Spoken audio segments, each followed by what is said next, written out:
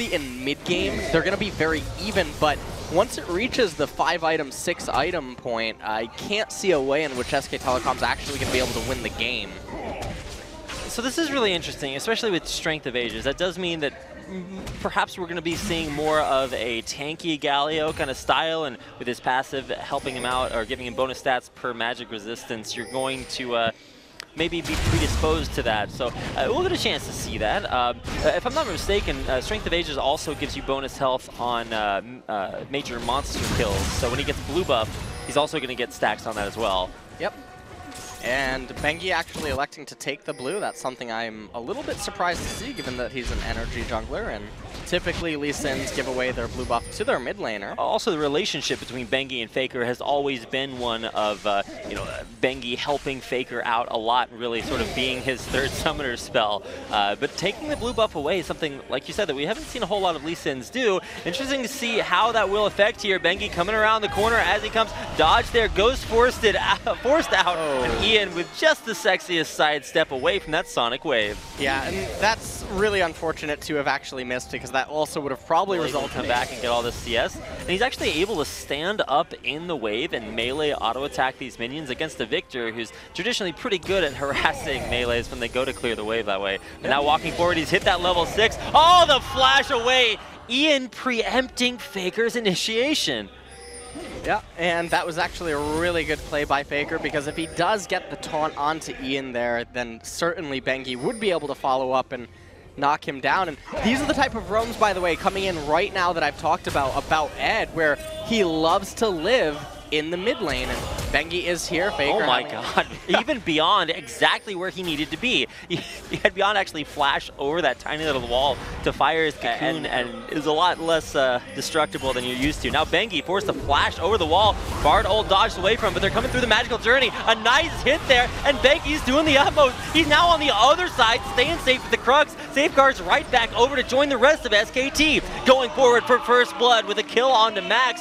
And Bengi, the master. Usually only Talia or Azir did, and teleport coming down. Wolf actually going around behind that Tempered Fate. Now he's going to be caught out in the middle of almost the entire MVP squad.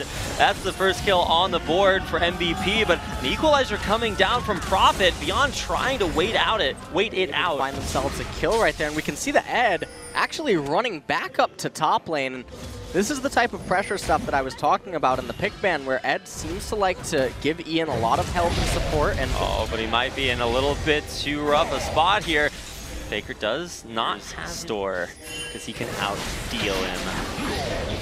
There we go, getting on to Beyond, pushing him back away from his own jungle, but now trying to find something. Bengi getting locked up against the wall. There's the Tempered Fate. Chaos Storm right on top of it. Here comes the Curtain Call, but Faker's blocking it out. In the end, it's Beyond able to take out his opposing jungler. Faker trying to get out as well, avoiding that deadly flourish. And SKT, they're going to look to pick up the first turret here as well, but Bang might have overcommitted. Oh my, Wolf's flash!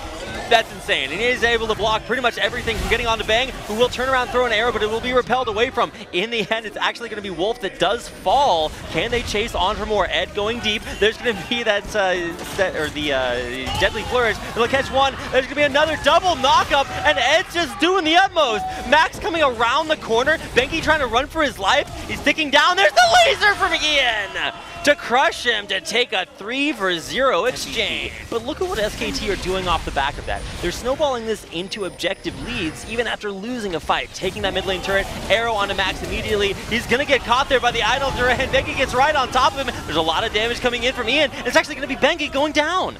Yeah, so they trade Bengi for Max. Right. And when you consider that, along with the Strength of Ages mastery, Faker is actually just going to be insanely tanky. But oh, Prophet, oh, there's a flash in to flash the opposite direction. He knows he's got a teleport coming in, but can he hang on for long enough? Prophet, though, does still have that equalizer, knock away that does affect Prophet a lot. He's trying to make his desperate escape with the second cocoon. It does the charm. It's Ed to take him out in the end. You can't get in there if Ed's got his Poppy on lock. Now, Faker also did commit his teleport down to the bottom lane. He's going to get in there, lock up Ian, but there's exactly what you mentioned. A Bardo into a gravity field, into all this damage coming out from Ian, and while Faker is in fact ridiculously tanky, can SKT survive and escape alive? And it looks like they can, unless Ed has something to say about it. Slowed out there by Wolf Soul Flare, but In the end, everyone and Ed, both with their teleports available, head towards the bottom half of the map. But now you can actually see Ed running forward. Arrow hits onto Max. He's immediately going to QSS his way out of that and get back to a good position. Ed very tanky, but he's actually going to try to knock somebody away. Doesn't get it. Now he's beset by Bengi over the wall. There's a gravity field in the back lines, but it's not really going to lock anyone up just yet. And SKT push MVP back. MVP do survive successfully, though. Yep. MVP do manage to live right there. They didn't have Ian for that fight, so that could definitely get a little bit scary. Any fight without Ian is so much more dangerous. Keeping an eye on there. Lots of CC on a Faker. He will get locked up. Does still have that idol of Duran if he wants to turn it on. There's the Chaos Storm and putting out the damage. Trying to push SKT back. Look at that Bulwark just heal him back up. I'm pretty sure he finished that fight higher health than he began. The only other option, I guess, is going to be... Oh, catch on to Wolf, who's dropping incredibly low, still alive just barely somehow, and Wolf's going to walk out. That's that Karma survivability, flashing away from Ed, and he will survive somehow. Beyond and Max the casualties, though, and it looks like maybe Ed might still go down. There's the idol Duran, locking him back in. Not what he wanted to worship. To SK Telecom, and this is a very unfortunate turn of events for MVP, as SKT making use of their ability to pick people off, and MVP need to be together. They can't ever actually win 4v4s or 4v5s. He won't be able to come back from, and they're doing it sort of slow and steadily. They found the pick that they needed to.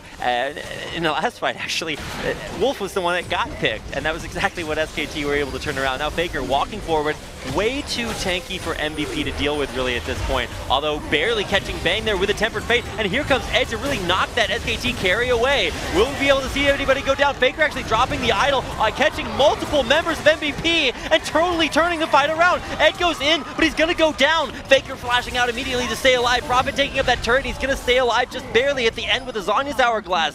SK Telecom in the end lose their carry, but take out 3 from MVP and push into their base. Yeah, and oh, beautiful teleport by Faker right there to lock up that turret, and it's gonna enable them to push on. Not that it would have been needed to capture the inhibitor, but definitely helps them nonetheless speed that process up, and now they're moving towards mid lane, and Faker's just gonna take the turret. What's a turret? Hey, did turrets deal damage, LS? Apparently not. No, yeah, probably. Earlier on, but if you're looking at SK Telecom and how they're itemizing, you would actually think that Leandri's Torment would probably be not that bad of an item. Faker gonna get it locked up along with Bang. Can Max land the Cosmic Binding he needs? He does lock up Faker. There's the curtain call towards the backline. Faker actually taking a lot of help, but there's gonna be the Mikhail to keep him back alive even further. Chaos Storm in the backline actually chunked Bang way out, but Beyond barely surviving will keep everyone alive on both sides. And now Maha trying to put the damage out. Faker getting locked up again, but he just doesn't care. Nothing can kill this unstoppable Galio, and Faker tanking everything MVP has to throw at him.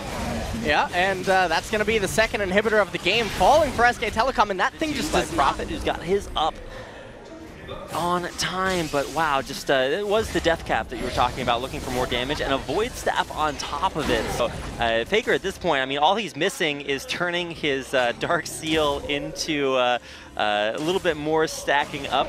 I don't think he's going to go for that quite yet, but we'll see. Faker getting a little bit. Okay, I say he's like, okay, he's taking the turret. Where's the damage there? And when turrets really don't mean anything, that Ohmwrecker guy gets a little bit sadder. Yeah. All you need is a Galio to take it up. I don't even know how this is. That champion just doesn't take damage. This reminds me of, what is it, Earth mode Galio, where you just play Galio, never die ever. Well, that's what Faker has obviously been practicing his fair share of. Then gonna get locked up there. Here comes Ed trying to knock somebody out of the fight. Faker does start taking a little bit too much damage, but he's just unkillable. Ian in the front lines actually will pop as the second casualty there for MVP, who just have no health bars to continue fighting that fight, and Faker survives through it all. Yeah, and I wonder if this will be the end of the game. Double teleport coming in from SK Telecom. Oh my god! I'm not sure that's what you wanted to do. Wolf does die because of it, but Faker teleporting back in to try out his invulnerability again. Let's see him tank the fountain. All right, he's going for it. Unfortunately, true damage does not quite work on that. I'm just watching Faker heal up as the Nexus has the opposite effect. It will fall, and in the end,